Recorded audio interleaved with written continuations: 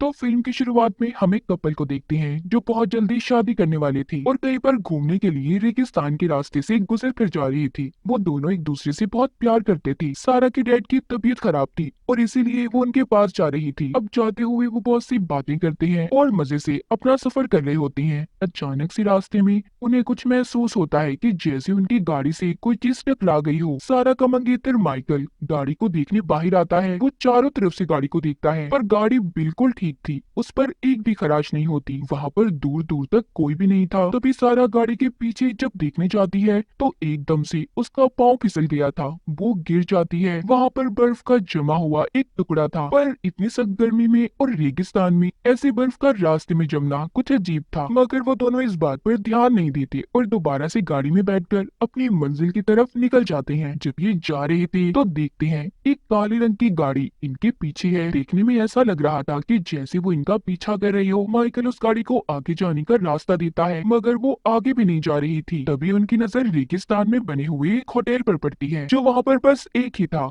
ये अपनी गाड़ी को उधर ही रोक लेते हैं। तब वो काली गाड़ी भी आगे चली गई थी। होटल के आसपास का एरिया भी बिल्कुल सुनसान था। सारा माइकल से कहती है, "ओ, तुम कितनी तेज गाड़ी चलाते हो, एक दिन तुम्हारी ये गाड़ी को तेज चलाने वाली आदत हमारी जान ले लेगी।" वो दोनों जब अपना मोबाइल देखते हैं तो सिग्नल्स भी नहीं थे। खैर ये उस होटल के अंदर जाते हैं। वहाँ पर भी एक बूढ़े कपल के अलावा कोई भी नहीं था। होटल भी सारा सुनसान था। वो एक टेबल पर बैठ जाते हैं। यहाँ पर माइकल बताता है कि सारा, अभी मैं तुमसे शादी करने के लिए तैयार नहीं हूँ। वो कहती है, "तुम हर बार अपनी जिम्मेदारियों से भागते हो, हमें बस अब शादी कर लेनी चाहिए।" तभी उनके पास वेट्रेस आती है जो उनका ऑर्डर लेकर चली गई थी। सारा का ध्यान वहाँ पर बूढ़े कपल पर ही था जिनको होटल का मैनेजर यहाँ से बार बार जाने का कह रहा था। तभी कुछ देर के बाद वेट्रेस भी आ जाती है जो सारा के लिए ड्रिंक और माइकल के लिए कॉफी लेकर आई थी। साथ ही उसने इन्हें 2 कॉइन्स भी दिए थे जिनके बारे में बताती है कि ये 2 कॉइन्स आप यहाँ पर किसी भी सर्विस के लिए इस्तेमाल कर सकते हैं। तभी माइकल एक कॉइन का इस्तेमाल करता है और होटल में म्यूजिक चलाने का कहता है ताकि वो सारा को खुश कर सके। कुछ देर के बाद वो काले रंग की गाड़ी दोबारा से होटल के बाहर आकर खड़ी हो गई थी जो सारा और माइकल के इंतजार में खड़ी होती है। आखिर उनके साथ ये सब कुछ क्या हो रहा था?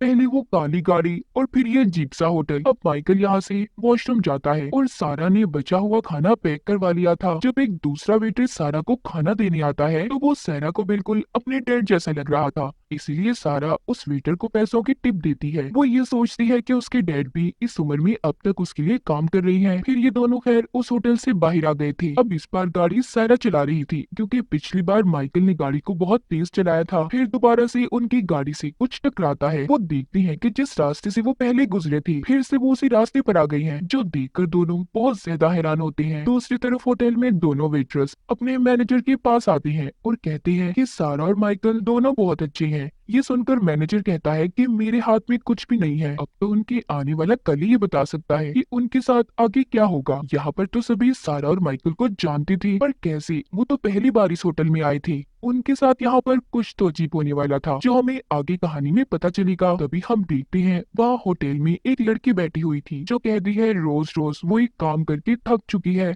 उधर सारा और माइकल बार बार एक ही जगह पर पहुंच जाती थी। इसका मतलब ये था कि शायद वो किसी टाइम लूप में फंस चुके थे और वक्त भी रुक जाता है। सारा माइकल से कहती है कि हम यहाँ पर किसी टाइम लूप में फंस गई हैं। देखो माइकल, वक्त भी रुका हुआ है। वो भी सारा की तरह ही सोच रहा था। तभी उनके सामने काले रंग की गाड़ी भी आ जाती है। इस बार सारा ये फैसला करती है कि वो उस गाड़ी को देखने जाएगी कि अंदर कौन है जो कब से इन लोगों का पीछा कर रहा है। जब सारा उस गाड़ी के पास जाकर देखती है तो इस शीशे नीचे होने पर उसकी नजर उस आदमी पर पड़ती है जो गाड़ी को चला रहा था, जो डरावनी शक्ल का था, जिसे देखकर वो बहुत ज्यादा डर गई थी और भागकर अपनी गाड़ी में बैठ जाती है। उसने गाड़ी को तेज कर लिया था। सारा मुसलसल रो रही थी। माइकल उससे पूछता है कि सारा, मुझे बताओ तुमने गाड़ी में क्या देखा? सारा कहती है, मैं नहीं जानती कि उसका चेहरा ऐसा क्यों था, पर बहुत डरावना था। तभी सारा देखती है कि काले रंग की गाड़ी फिर से उनका पीछा कर रही थी। इस बार वो उन्हें टक्कर मारने वाली थी, मगर सारा ने अपनी गाड़ी की स्पीड को तेज कर लिया था और दोबारा से होटल के पास आ गई थी। अब वो उस होटल के अंदर जाकर फोन बूथ का पूछती है कि वो कहाँ पर है। जल्दी से वो वहाँ पर जाकर पुलिस को कॉल करती है और उस काले रंग की गाड़ी के बारे में बताती है जो अब तक इनका पीछा कर रही थी।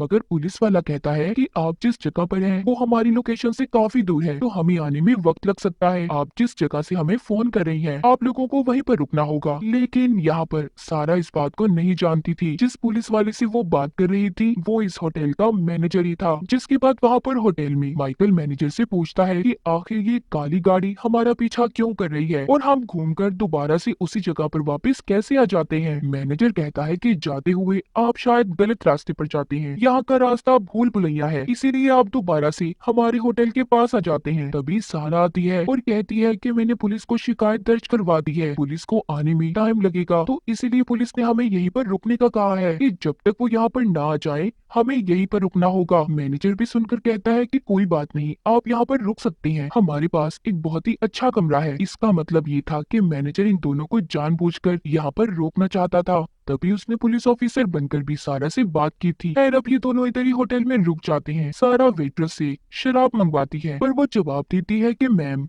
हमारे यहाँ एक ही बार आप शराब को पी सकती हैं। तभी यहाँ पर बैठी एक लड़की सारा से कहती है कि तुम मेरी बोतल को ले सकती हो, वैसे भी मैं यहाँ से जाने वाली हूँ। सारा जब उसे पैसे दे रही थी तो वो कहती है कि पैसे अब उसकी किसी काम के नहीं। ये बात सुनकर सारा थोड़ी हैरान हो जाती है। तभी यहाँ पर मैनेजर भी आ गया था जो उस लड़की को अपने साथ चलने का कह रहा था। बाद में मैनेजर हम दोनों को समझाता है कि वो लड़की पागल है, इसीलिए ऐसी बातें कर रही थी। जिसके बाद सारा अपने डैड को कॉल करने जाती है। अजीब बात ये थी कि सारा को अपने डैड की आवाज तो आ रही थी मगर उन तक सारा की आवाज नहीं पहुंच पाती। उधर हम मैनेजर को देखते हैं जो उस पागल लड़की को एक कमरे के अंदर जाने का कहता है जहां पर बहुत अंधेरा था। वो लड़की बहुत ज्यादा रो रही थी। मैनेजर उसे समझाता है कि देखो ये रास्ता तुमने अपने लिए खुद चुना है। इतना कहकर उसने उसे कमरे में धक्का दे दिया था। इधर होटल के अंदर सारा और माइकल के पास वेटर आता है जो इन्हें कह रहा था कि आपको अपने कमरे में जाने से पहले और सोच लेना चाहिए, और वो एक कागज पर उनके लिए एक मैसेज भी छोड़ता है। तभी वहाँ पर मैनेजर आ गया था जो उस कागज को सारा और माइकल के पढ़ने से पहले उठा लेता है जिस पर लिखा हुआ था रन भागो। अब मैनेजर उन्हें उनके कमरे तक ले आया था। यहाँ पर सारा फिर से उस मैनेजर से काली गाड़ी के बारे में सवाल करती है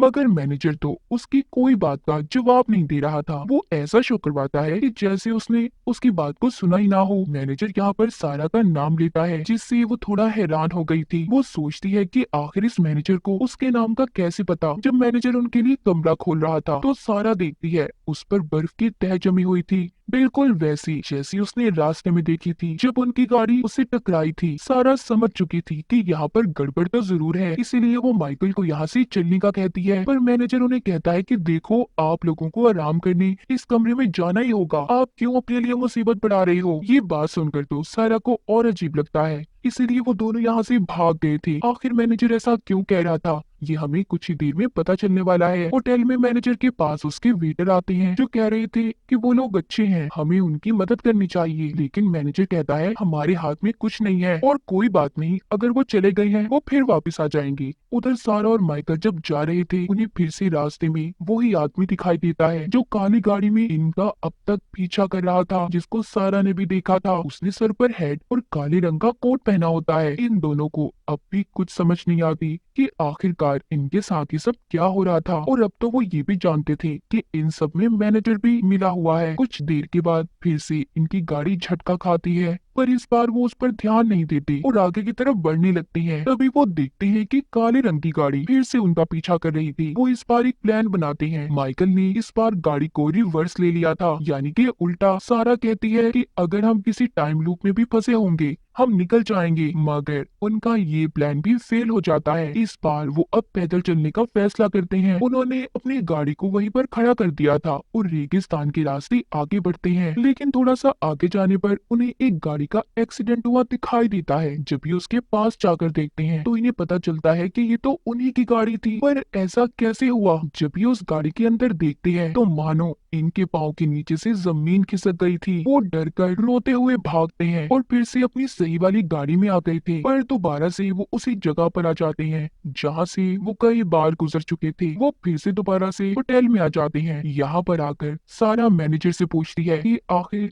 ये कौन सी जगह है, हम कहाँ पर फंसे हुए हैं। तो मैनेजर उसे बताता है अब तक जो कुछ भी हुआ हमें यहाँ पर अब सब पता चलने वाला था। मैनेजर कहता है कि ये जगह कोई आम जगह नहीं है, ये दो दुनियाओं के बीच की जगह है जहाँ से हर किसी को मौत के बाद गुजरना होता है। तुम और माइकल दोनों अपनी जिंदगी और मौत की जंग लड़ रहे हो। तुम्हारा आते हुए इसी जगह पर एक्सीडेंट हो गया था और अभी तक ये नहीं पता कि तुम जिंदा रहोगी या मर जाओगी। मैनेजर उन्हें जिस कमरे में जाने का कह रहा था वो दरअसल दूसरी दुनिया थी जहाँ पर लोगों को मरने के बाद भेजा जाता है। और कहानी के शुरू में जब हमने देखा था कि बार बार सारा और माइकल की गाड़ी जिस जगह पर आकर रुकती थी जहाँ पर उन्हें महसूस होता था कि उनकी गाड़ी से कोई चीज टकराई है या फिर उनकी गाड़ी को किसी चीज ने टक्कर मारी है, उसी जगह पर इनका असल दुनिया में एक्सीडेंट हुआ था और यही वजह थी जो इनके साथ ये सब कुछ हो रहा था। और जब वो पैदल चल रहे थे तो उन्होंने अपनी गाड़ी के अंदर अपनी ही लाशों को देखा था, इसीलिए उनकी हालत भी खराब हो गई थी। और जब कहानी के शुरू में सारा ने माइकल से ये भी कहा था कि तुम गाड़ी को जो तेज चलाते हो इससे एक दिन हमारी जान जा सकती है, इसका मतलब ये था कि सारा को कहीं ना कहीं ये पता चल चुका था कि वो मरने वाले हैं। और मैनेजर ने उस लड़की को भी कमरे में इसलिए भेजा था क्योंकि असल दुनिया में वो मरने वाली थी। इस होटल का काम यही था, जो लोग मरने के बाद जिंदगी और मौत के दरमियान में फंसे होते हैं तो यहाँ के लोग उन्हें मौत के बाद वाली दुनिया में भेजने का काम किया करते थे, यानी कि आत्माओं की दुनिया उनकी असल दुनिया में। और जो काली गाड़ी थी वो मौत थी जो इनका अब तक पीछा कर रही थी। मैनेजर सारा से कहता है कि असल दुनिया में अब तुम नहीं बच सकते तो अपने आप को इतनी तकलीफ मत दो और उस कमरे में चली जाओ जहाँ पर आत्माएं मरने के बाद जाती हैं। सारा कहती है मैं जीना चाहती हूँ क्योंकि मैं माँ बनने वाली हूँ, मुझे अपने बच्चे के लिए जीना है। मैनेजर कहता है ये बात तो तय है कि तुम दोनों में से